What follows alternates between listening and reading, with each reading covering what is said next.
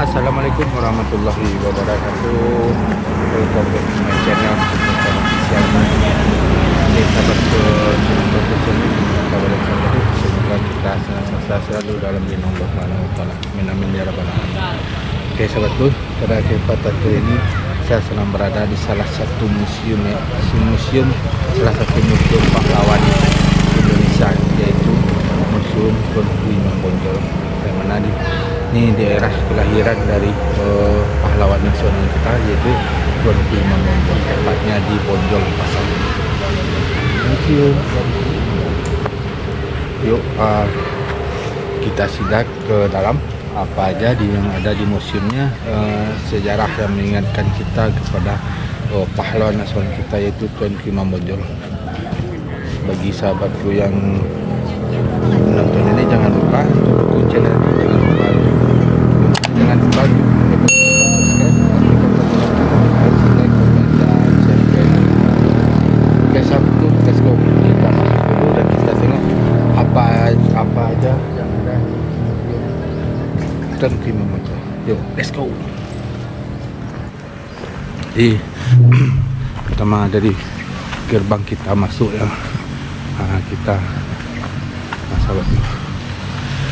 Nah, ini.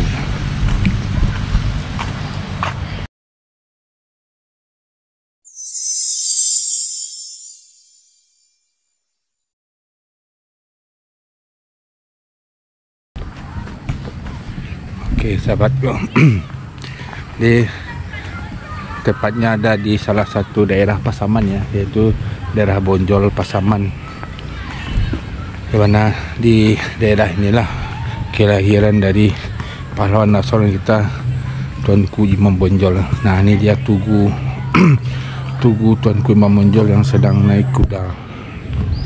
Sahabatku, yuk kita tengok.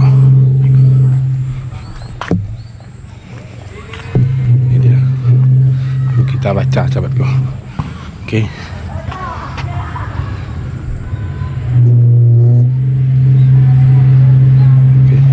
Monumen Tuanku Imam Bonjol, Peto Sarif, 1772 1864. Pemimpin perang Pajeri 1821 sampai 1837 sahabatku.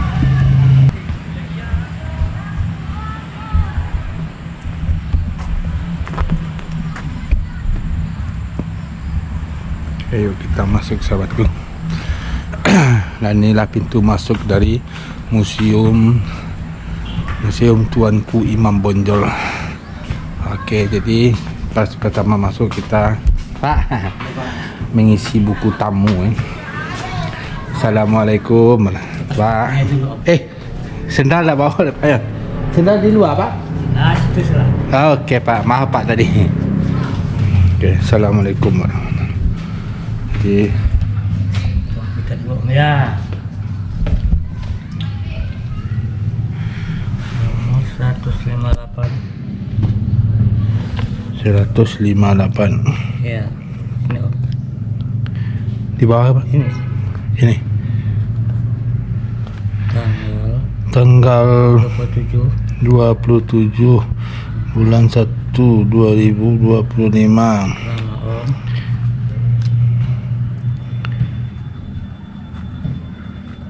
Alamatnya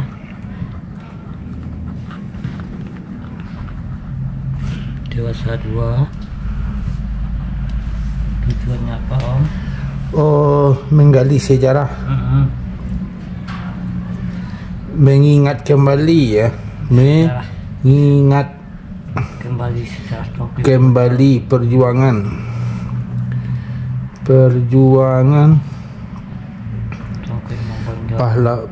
Tuanku Imam Bonjol. Imam Bonjol.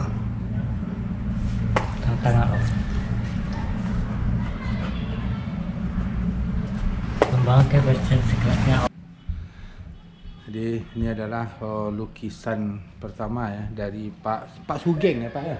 Pak Ugeng, mantan Kapolri. Iya Pak. Iya, mantan Kapolri. mantan Kapolri, Jenderal mantan jenderal. Oh, tahun 2000 berapa? 56. Tahun 2000, tahun 1956 sobat. Semua kita saksikan. Okey, jadi ini di pintu masuk utama ya di Museum Tuanku Imam Bonjol. Dan kita bergerak ke sini, dan di sini juga ada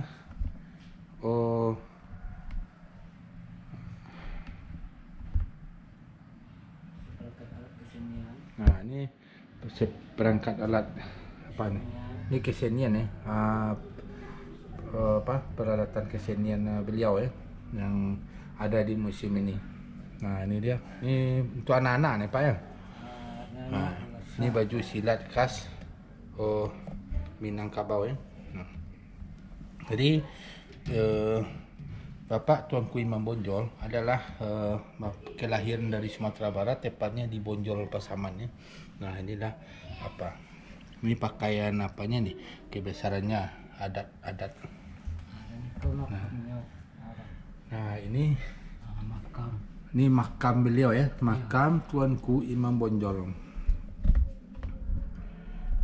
Makam Tuanku Imam Bonjol terletak di dalam sebuah rumah adat Minangkabau di desa Lotak, di desa Lotak, Sulawesi Utara, dari pandangan utara selatan.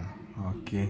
Nah, inilah bentuk makam beliau ya, yang ada di Sulawesi Utara. Jadi beliau dimakamkan di Sulawesi Utara.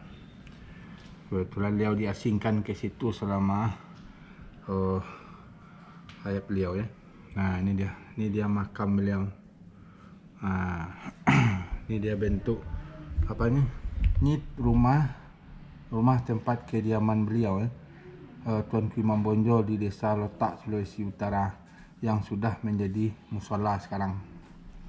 Nah, itu tempat solat Tuanku Imam Bonjol di atas batu di sebuah sungai di belakang makam Tuanku Imam Bonjol di desa Lotak, Sulawesi Utara.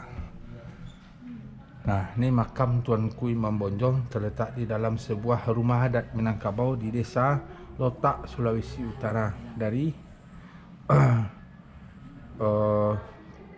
pandangan barat timur. Nah, inilah dia masa-masa perjuangan beliau ya.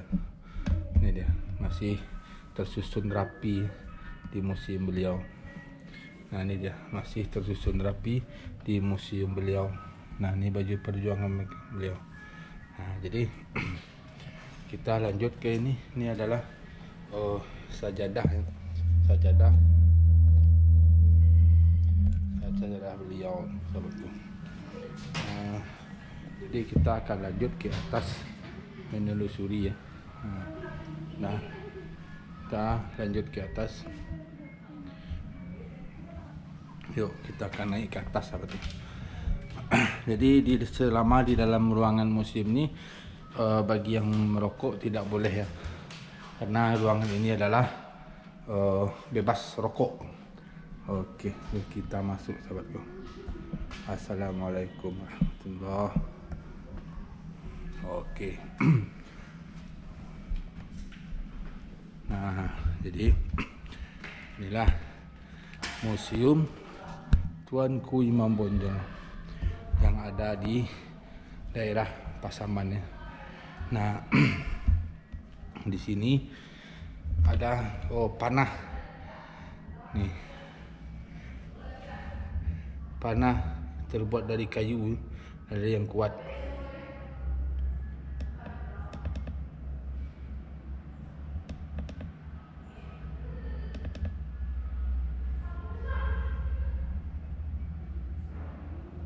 Nah, ini dia panah apa Tuanku Imam Bonjol ya. Nah, ini adalah pedang. Nah, ini dia pedang Tuanku Imam Bonjol ya, pedang masa perang beliau. Ini sahabatku.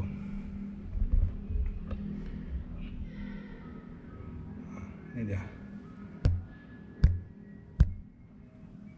ini dia pedang beliau. Ada 1, 2, 3, 4. Nah, ini dia 4. Pedang 5. Ini pedang beliau yang kelima. Sobatku. Ini dia pedang beliau. Ini satu lagi dia. Ini adalah pedang beliau semasa beliau perang.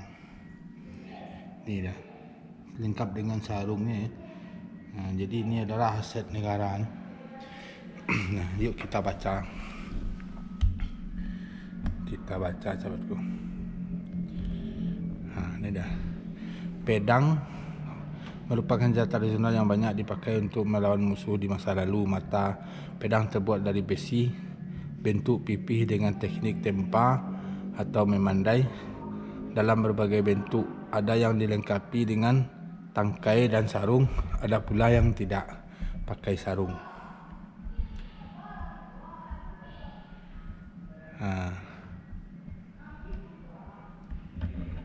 Ada juga yang tidak pakai sarung. Ini dia, sahabatku.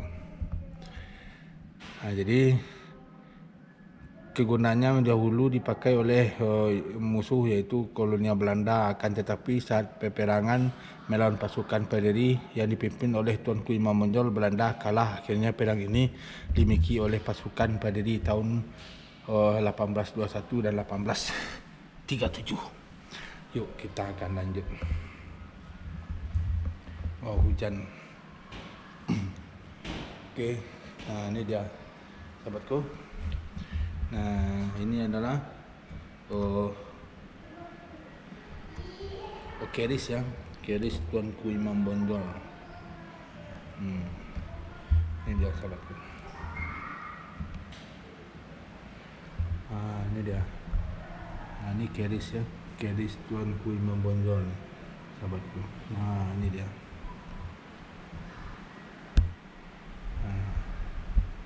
Ini keris. Ini keris Tuanku Imam Bonjol. Ini dia. Ini kerisnya, sahabatku.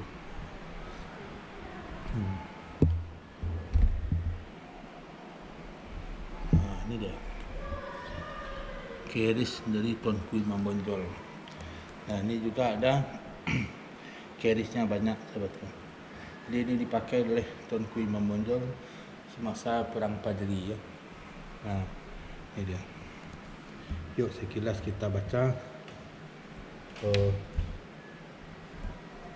Itu dia, sahabatku. Keris senjata tajam. Keris adalah senjata tajam menurut kegunaan, merupakan senjata untuk menyerang jarak dekat. Di Minangkabau, keris selain sebagai senjata juga merupakan kelengkapan pada upacara adat seperti sebagai alat meminang, membetimbang tando pada upacara perkahwinan, perlengkapan pakaian pengantin laki-laki maupun pakaian penghulu pada kerajaan-kerajaan kecil yang di Minangkabau, merupakan benda pusaka. Oke. Ini dia. Kita beranjak ke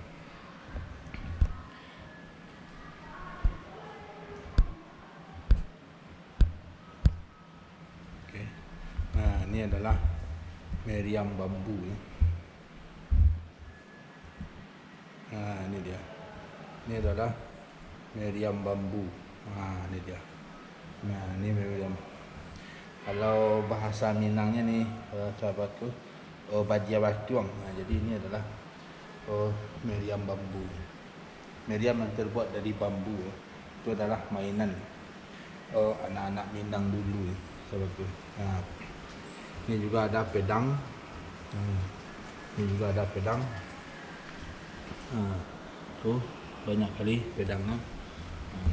Ini juga, ini pedang yang punya adalah kolonial Belanda ya.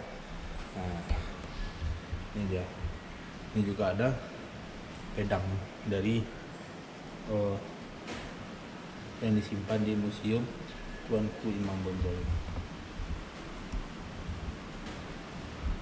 Oke.